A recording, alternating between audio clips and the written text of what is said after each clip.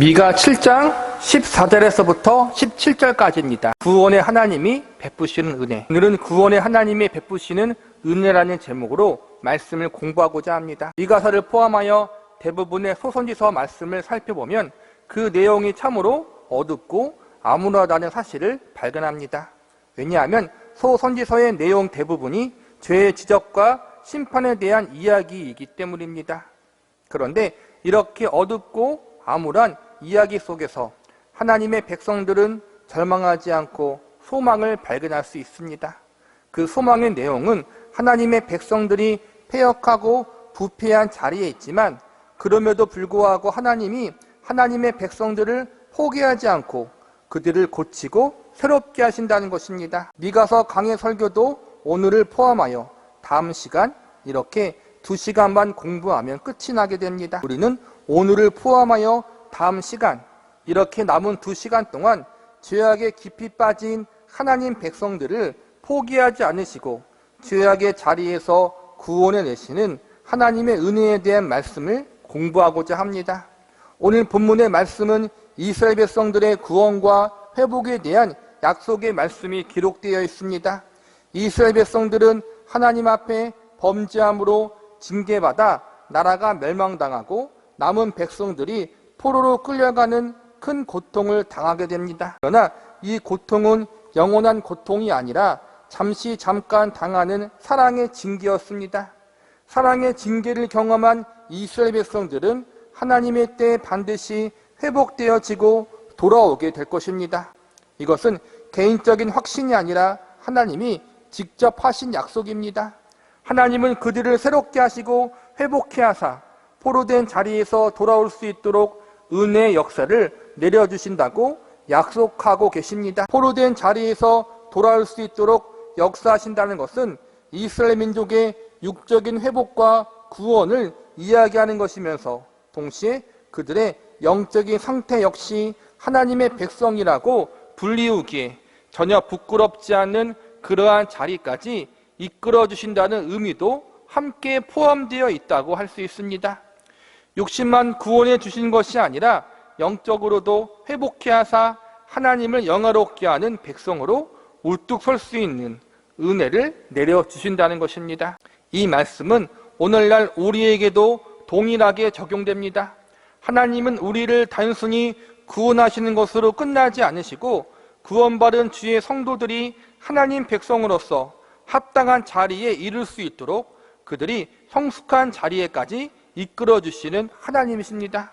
즉 구원하신 하나님이 성화의 자리에까지도 이룰 수 있도록 역사하신다는 것입니다. 하나님 백성의 구원과 성화의 문제는 자연스럽게 하나님 백성들의 삶과 매우 밀접한 관련이 있습니다. 왜냐하면 하나님은 하나님 백성들의 삶을 간섭하시고 섭리하심으로 구원과 성화의 역사를 이루어 나가시기 때문입니다.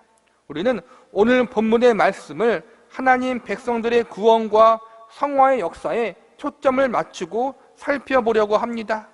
오늘 말씀을 통해서 택하신 백성들을 구원하신 하나님께서 그 백성들의 삶 속에 구체적으로 어떤 은혜들을 베푸시는지에 대해서 알아보는 시간을 가져보도록 하겠습니다. 첫 번째로 구원의 하나님은 하나님 백성들의 삶 속에 인도하심의 은혜를 베풀어 주십니다.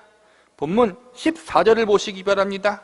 원하건대 주는 주의 지팡이로 주의 백성 곧 갈멜 속 살림에 홀로 거주하는 주의 기업의 양떼를 먹이시되 그들을 옛날같이 바산과 길르앗에서 먹이시옵소서. 14절에 보면 다양한 지명이 나옵니다. 갈멜 속 살림 그리고 바산과 길르앗이라는 지명이 나오는데 이곳은 풍성한 목초지로서 가축을 키우기에 매우 적합한 땅입니다. 나라가 안정되고 부강했을 때에는 이스라엘 백성들이 이곳에서 많은 양떼와 가축을 키우며 살았습니다. 이스라엘 민족의 조상이었던 아브라함, 이삭, 야곱은 원래 유목민족들이었습니다. 양떼와 다른 가축을 키우는 것을 주업으로 하며 살았던 민족이었습니다. 가나안 땅에 정착해서는 농사를 주업으로 지으며 살았지만 목축업도 매우 크고 활발하게 진행했습니다. 특별히 이스라엘 백성들은 양떼를 키우는 일을 많이 했습니다.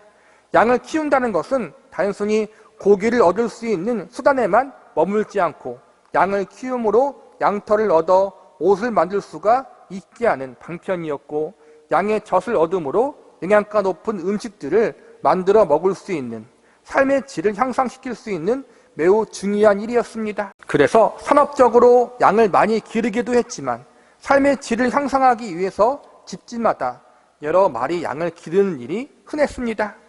고기를 얻기 위한 목적이 아니라 생활의 이익을 위해서 양을 오랫동안 곁에 두고 키우다 보니 양이 오늘날 우리의 반려동물처럼 대접받는 일이 흔하게 발생했습니다. 그래서 양을 대하는 이스라엘 백성들의 관점은 사랑과 애정이었습니다.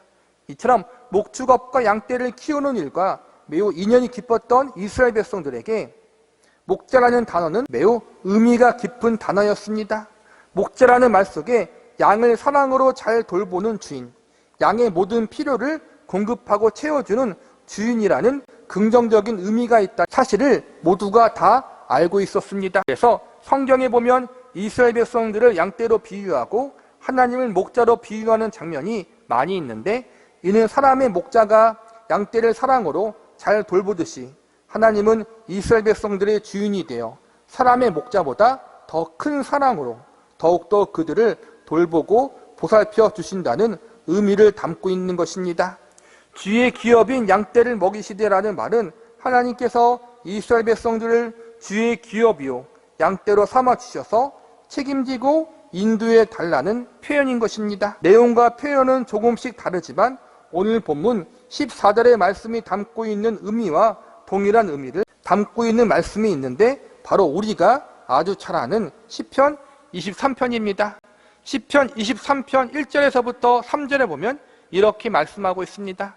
여호와는 나의 목자시니 내게 부족함이 없으리로다. 그가 나를 푸른 풀밭에 누우시며 쉴만한 물가로 인도하시는도다. 내 영혼을 수상시키시고 자기 이름을 위하여 의의 길로 인도하시는도다. 14절의 말씀과 시편 23편의 말씀이 담고 있는 의미는 동일합니다. 하나님이 이스라엘 백성들의 선한 목자가 되어주셔서 그들의 인생, 그들의 운명을 인도하여 주셔야만 참된 안식과 평안이 있다는 것입니다. 그런데 지금은 이방 민족의 침략으로 인해 마음껏 이곳에서 양떼와 가축을 키우지 못하는 상황이 되었습니다. 그리고 앞으로 하나님이 징계하심으로 이스라엘 백성들이 나라가 멸망당하고 포로로 끌려가게 되는 상황이 될 텐데, 그렇게 되면 가축을 키우는 것은 물론 이렇게 아름답고 풍성한 땅을 다시 보기가 어려울 것입니다. 머나먼 이방 나라로 강제로 끌려가 그곳에서 많은 고난을 당하게 될 것입니다. 이렇게 큰 고난과 고통을 당하게 된 이유는 이스라엘 백성들이 참된 목자가 되시는 하나님을 버렸기 때문입니다. 거짓 목자들을 따르고 가짜 목자들에 속아서 참된 목자 되시는 하나님의 인도하심을 거부했기 때문입니다. 그래서 고난을 당하고 고통을 당하게 됩니다. 이 고난과 고통을 통해서 비로소 이스라엘 백성들은 깨닫게 됩니다. 하나님만이 참된 목자이시구나. 참된 목자이신 하나님의 인도를 거부했기 때문에 이렇게 지금 고통을 당하게 되는구나. 하나님이 하나님 백성들에게 주시는 가장 큰 은혜 중 하나는 그동안 자신들이 저질렀던 잘못이 무엇인지 깨닫고 뉘우칠 수 있는 기회를 주신다는 것입니다. 하나님은 하나님 백성들이 얼마나 하나님 앞에 악을 행했고 죄악 가운데 살았는지 뼈저리게 깨닫고 뉘우칠 수 있는 기회를 주사 하나님 앞에 회개하여 다시 돌아올 수 있도록 은혜를 허락하여 주십니다. 이스라엘 백성들이 지금 또는 앞으로 경험하게 될 많은 연단들과 고통들, 징계들은 모두 이러한 차원에서 시행되는 하나님의 사랑의 채찍이요 그들의 잘못을 깨닫게 만드는 사랑의 매입니다. 이 사랑의 채찍과 매를 통해서 이스라엘 백성들은 하나님이 목자가 되신다는 사실이 얼마나 행복한 일이고 자신들에게 유익이 되는 일임을 깨닫게 될 것입니다. 그리고 선한 목자가 되시는 하나님의 인도하심을 거절했던 자신들이 얼마나 악하고 어리석었는지도 알게 될 것입니다. 하나님의 인도하심의 은혜란 포기하지 않는 하나님의 간섭하심의 은혜라고 바꾸어 말할 수 있습니다. 자신들은 하나님의 인도하심을 거절했지만 하나님은 여전히 그들을 버리지 않으시고 하나님의 양떼, 하나님의 기업으로 여기고 계셨습니다. 그래서 포기하지 않으시고 사랑의 막대기를 들어 그들을 혼내시고 생명의 길로 인도하시는 일을 쉬지 않고 행하고 계셨습니다. 오랜 시간 연단을 받게 될 것이지만 하나님의 사랑의 막대기가 쉬지 않고 일하고 있기에 이스라엘 백성들은 반드시 하나님께 돌아오게 될 것입니다. 두 번째로 구원의 하나님은 하나님 백성들의 삶 속에 교훈하심의 은혜를 베풀어 주십니다. 본문 15절을 보시기 바랍니다. 이르시되 내가 애굽 땅에서 나오던 날과 같이 내가 그들에게 이적을 보이리라 하셨느니라. 15절은 하나님이 이스라엘 백성들의 목자가 되어 주셔서 그들을 이방 민족의 압제로부터 구원해 주시겠다는 약속의 말씀들이 기록되어 있습니다. 과거 애굽에서 노예 생활로 고통받고 있을 때 하나님이 구원의 은혜를 베풀어 주셨던 것처럼 바벨론의 포로 생활에서도 반드시 구원해 주시겠다는 것입니다. 그런데 여기에서 매우 중요한 것이 있습니다. 하나님이 바벨론의 포로 생활에서 자유를 약속하셨지만 먼저 그들이 배워야 할 교훈이 있었습니다. 그것은 바로 자신들이 얼마나 하나님 앞에 범죄하고 잘못했는지를 깨닫고 뉘우치는 것입니다. 14절에서는 목자 되시는 하나님이 사랑의 막대기로 잘못하고 있는 이스라엘 백성들을 혼냈다고 배웠습니다. 15절에 보면 이적이라는 말이 나옵니다. 이적은 기적과도 같은 말로서 자연 법칙을 초월하여 일어나는 놀라운 일들을 뜻하는 것입니다. 애굽에서 10가지 재앙을 일으키고 홍해가 갈라지는 이적을 하나님은 보여주셨습니다. 그런데 성경에 보면 하나님은 아무런 이유 없이 그냥 이적을 일으키는 것이 아니라 이 이적을 통해서 전달하시고자 했던 분명한 메시지와 교훈이 있음을 우리에게 알려주고 있습니다. 이적을 통해 하나님이 전달하시고자 하는 가장 중요한 메시지와 교훈은 하나님이 온 세상의 주인이시오 만왕의 왕이라는 사실입니다. 이스라엘 백성들의 가장 큰 잘못은 하나님을 그들의 왕으로 모시지 않았다는 것입니다. 이스라엘 백성들이 하나님 앞에 저지른 가장 큰 범죄는 우상 숭배의 범죄와 탐욕의 범죄, 그리고 성적인 타락의 범죄였습니다.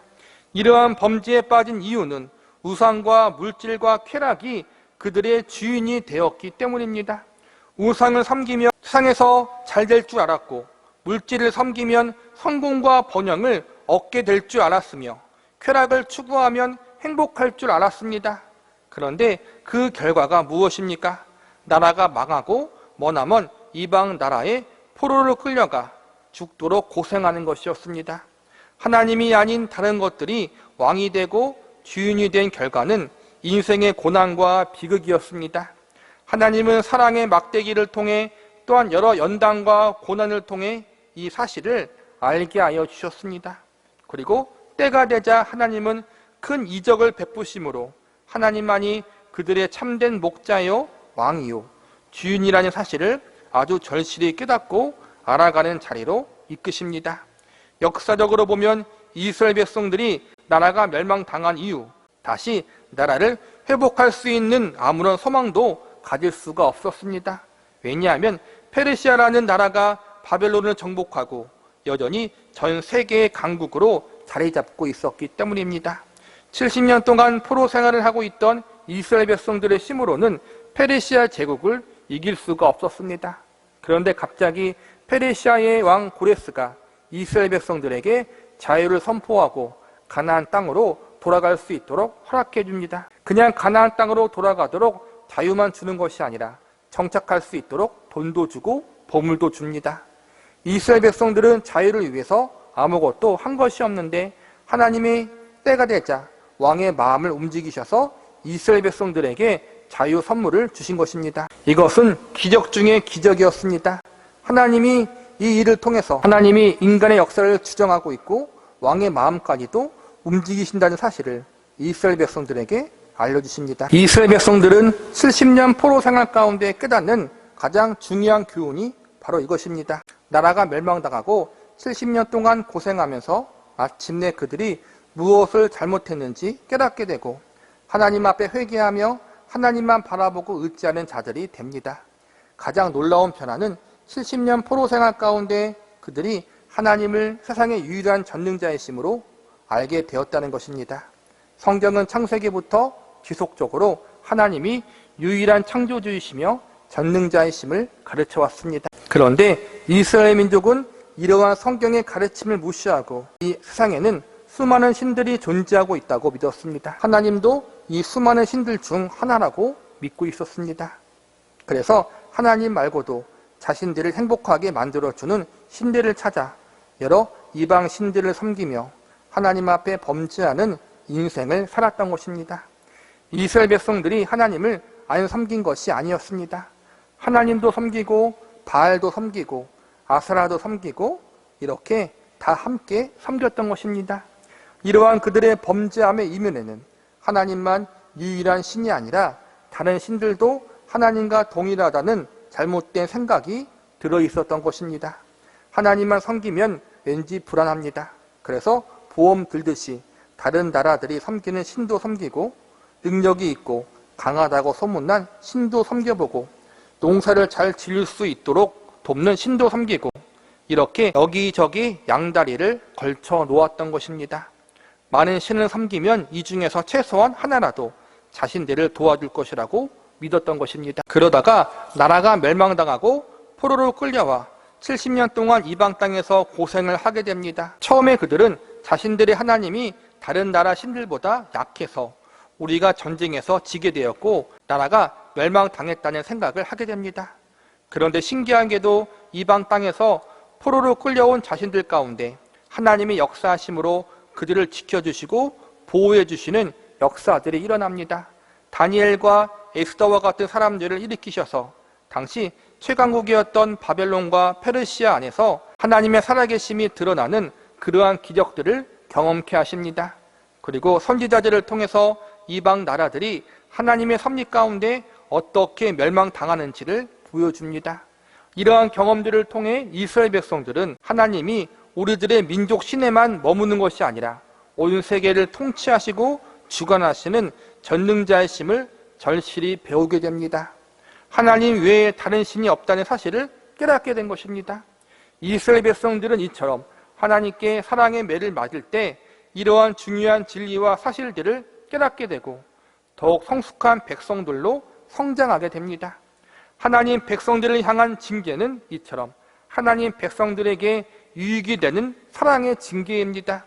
사랑의 징계는 이처럼 돌이키고 회개하며 보다 성숙하게 되는 축복이요 하나님 백성들을 새롭게 하시는 하나님의 은혜의 손길인 것입니다. 그래서 70년 포로 생활을 통해 이스라엘 백성들은 마침내 하나님이 역사의 주인이시며 모든 것을 주관하시고 섭리하시는 전지전능하신 분이라는 사실을 알게 됩니다. 하나님의 사랑의 강권하심이 그들을 교훈하여 하나님이야말로 참된 신이시며 온 세상의 주인 되심을 알게 하여 주신 것입니다. 세 번째로 구원의 하나님은 하나님 백성들의 삶 속에 영광의 직분을 누릴 수 있는 은혜를 베풀어 주십니다. 본문 16절을 보시기 바랍니다. 이르되 여러 나라가 보고 자기의 세력을 부끄러워하여 손으로 그 입을 막을 것이요 귀는 막힐 것이며 16절 말씀은 이스라엘 민족이 하나님의 은혜로 회복되는 것을 보면서 이스라엘의 대적과 원수들이 놀라게 되는 것과 동시에 하나님이 그들이 이스라엘을 조롱하고 비웃었던 그대로 갚아주사 그들이 부끄러워하도록 만드신다는 의미를 가지고 있습니다. 이어지는 17절을 보시기 바랍니다. 그들이 뱀처럼 티끌을 핥으며 땅에 기는 벌레처럼 떨며 그 좁은 구멍에서 나와서 두려워하며 우리 하나님 여호와께 돌아와서 주로 말미암아 두려워하리이다. 티끌을 핥는 행위는 전쟁에서 패한 장수가 승리한 장수에게 항복을 선언하는 행위입니다. 여기서 보면 이스라엘의 원수들이 부끄러워한다는 의미를 보다 상세히 알 수 있습니다. 하나님이 이스라엘 백성들이 크게 승리케 하사 원수들이 티끌을 핥도록 만들어 버리신다는 것입니다. 하나님의 백성들이 승리자가 되고 원수와 대적들이 패배자가 되게 하나님이 역사하신다는 것입니다. 이스라엘 백성들이 이방 민족에 의해서 고통받고 나라가 멸망당할 때 주변 원수들과 대적들이 하나님을 조롱하고 이스라엘을 비웃었습니다. 그러나 하나님께서 상황이 바뀌어 이제는 이스라엘의 원수들을 굴복시켜 하나님만이 참된 신이라는 사실을 알게 하여 주십니다. 그리고 그 하나님을 믿고 섬기는 이스라엘 백성들이 하나님의 택하신 제사장 나라로서의 지위와 영광을 회복시켜 주실 것입니다. 말씀을 정리하겠습니다. 지금까지 구원의 하나님이 이스라엘 백성들의 삶 속에 구체적으로 어떠한 은혜를 베푸셨는지에 대해서 살펴보았습니다. 하나님은 이스라엘 백성들의 삶 속에서 인도하심과 교훈하심의 은혜를 베풀어 주셨고 영광의 직분을 누릴 수 있는 은혜를 베풀어 주십니다. 과거 이스라엘 백성들을 향해서 이러한 은혜를 베풀어 주신 하나님은 오늘날 예수 그리스도를 구세주로 믿고 영접한 모든 성도들을 향해서도 동일한 은혜를 베풀어 주고 계십니다. 아니, 과거 이스라엘 백성들에게 베푸셨던 은혜보다 더 큰 은혜를 지금의 저와 여러분에게 부어주고 계십니다. 오늘날 저와 여러분을 향해 하나님은 독생자 예수 그리스도의 생명을 주심으로 우리를 하나님의 자녀로 삼아 주셨기 때문입니다. 이스라엘 백성들은 하나님을 향해서 감히 아빠, 아버지라 부르지 못했습니다. 그러나 오늘날 저와 여러분은 하나님을 아버지라 부를 수 있습니다. 세상에서 가장 위대한 기적과 가장 큰 은혜는 예수 그리스도가 우리를 구원하시고 하나님의 자녀로 삼기 위해서 생명을 내어주셨다는 것입니다. 그래서 로마서 8장 32절에 보면 이렇게 선언하고 있습니다. 자기 아들을 아끼지 아니하시고 우리 모든 사람을 위하여 내주신 이가 어찌 그 아들과 함께 모든 것을 우리에게 주시지 아니하겠느냐. 하나님의 아들까지 우리를 위해 내어주신 하나님이 얼마나 우리를 더 사랑하지 않겠느냐, 이렇게 말씀하는 것입니다. 이어지는 35절에서는 또 이렇게 가르칩니다. 누가 우리를 그리스도의 사랑에서 끊으리요? 환난이나 공고나 박해나 기근이나 적신이나 위험이나 칼이냐. 예수 그리스도의 생명을 우리를 위해서 값주고 샀는데 하나님이 절대로 그 누구에게도 빼앗기지 않도록 보호하신다는 것입니다. 예수 그리스도의 생명을 우리를 위해서 값주고 샀는데 하나님이 절대로 그 누구에게도 빼앗기지 않도록 보호하여 주신다는 것입니다.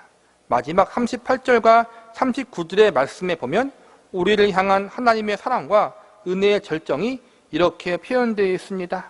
내가 확신하노니 사망이나 생명이나 천사들이나 권세자들이나 현재 일이나 장래 일이나 능력이나 높음이나 깊음이나 다른 어떠한 피조물이라도 우리를 우리 주 그리스도 예수 안에 있는 하나님의 사랑에서 끊을 수 없으리라. 우리는 하나님과 예수님의 한이 없는 사랑, 지극히 큰 은혜를 받은 사람들입니다. 세상의 그 어떠한 피조물보다도 하나님의 크고 높은 사랑과 은혜를 입은 존재들입니다. 우리에게 이러한 큰 은혜와 사랑을 주신 것은 우리로 하여금 하나님의 사랑과 은혜를 노래하며 우리에게 이 모든 것을 베풀어 주신 하나님을 더욱 사랑하고 알아가게 하시기 위해서입니다. 단순히 구원받은 것으로 끝나지 않고 하나님의 지극히 큰 은혜와 사랑을 받은 자로서 합당하게 살아가는 존재가 되기를 바라고 계십니다. 로마서 8장 29절과 30절의 말씀을 마지막으로 읽어드리고 설교를 끝마치도록 하겠습니다. 하나님이 미리 하신 자들을 또한 그 아들의 형상을 본받게 하기 위하여 미리 정하셨으니 이는 그로 많은 형제 중에서 맏아들이 되게 하려 하심이라. 또 미리 정하신 그들을 부르시고 부르신 그들을 또한 의롭다 하시고 의롭다 하신 그들을 또한 영화롭게 하셨느니라. 가장 선하시고 좋으신 하나님 아버지의 모습을 닮아가는 것, 가장 의롭고 공의로우신 예수님의 인격과 성품을 닮아가는 것, 나를 부르신 주님을 더욱 사랑하고 알아가는 것, 이것이 우리를 부르신 하나님의 뜻이고 기대입니다. 그러므로 하나님의 사랑과 은혜를 입은 우리들은 더욱 자라나야 하고 성장해야 합니다. 우리를 향한 하나님의 지극히 큰 은혜와 사랑에 힘입어 저와 여러분 모두가 하나님의 형상과 예수 그리스도의 장성한 분량에 이르는 자리까지 자라나고 성장할 수 있기를 기도합니다.